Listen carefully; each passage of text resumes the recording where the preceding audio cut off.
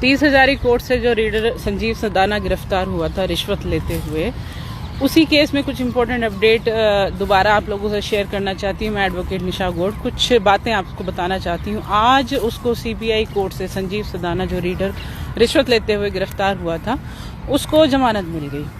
ठीक है, जमानत मिल गई, बेल इज द रूल होता है, लेकिन इन्वेस्टिगेशन अभी तक कंप्लीट नहीं हुई। इन्वेस्टिगेशन अभी चल ही रही है।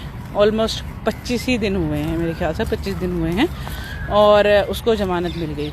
ठीक है, उन्होंने कोर्ट में एक मैंने ऑर्डर जैसे पढ़ा, उसमें दलील उन्होंने दी कोर्ट में कि जो कंप्लेनेंट थी, यानी कि मैं एडवोकेट निशा गौड़, वो अपने क्लाइंट को कंट्रोल में रखना चाहती थी, क्योंकि उनकी 2 बेल ऑलरेडी रिजेक्ट हो गई थी, तो वो कंट्रोल में रखने के लिए उन्होंने ये सब ट्रैप करवाया।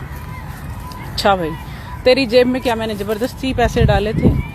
कोर्ट के कैमरे के अंदर ये सारी चीजें रिकॉर्डेड हैं, उसकी प्रॉपर रिकॉर्डिंग है कि किस तरीके से पैसे डिसाइड होते थे, किस तरीके से हम लोग पैसा मांगते थे।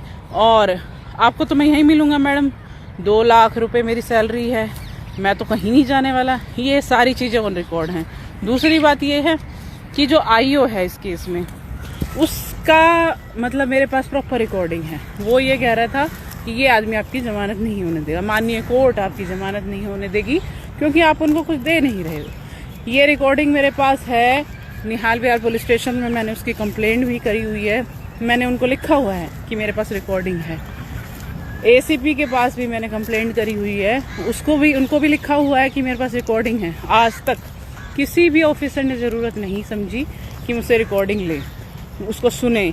अगर कोई ऑफिसर इस तरीके की मतलब काम कर रहा है, इस तरीके का, वो साफ तौर पे ये कह रहा है, आईओ भी ये कह रहा था कि मैडम आप पैसे दो, चाहे कोई भी बंदा हो, आपका काम हो जाएगा, जमानत का काम हो जाएगा। इतने खुले तौर पर किसी की आज़ादी को बेचा जा रहा था, ये सब कुछ चल रहा था। और इसके बावजूद भी उनकी मतलब ये दलील काम करती है कि मैं उसको कंट्रोल में रखना चाहती थी। पहली बात तो ये, उसको कंट्रोल में रखकर मुझे क्या ही मिलने वाला था? बताओ, मुझे कोई वो लाखों की फीस दे रहा था कि मैं बंगला गाड़ियां खरीद लेती? मुझे तो ये चीजें समझ से बाहर हैं।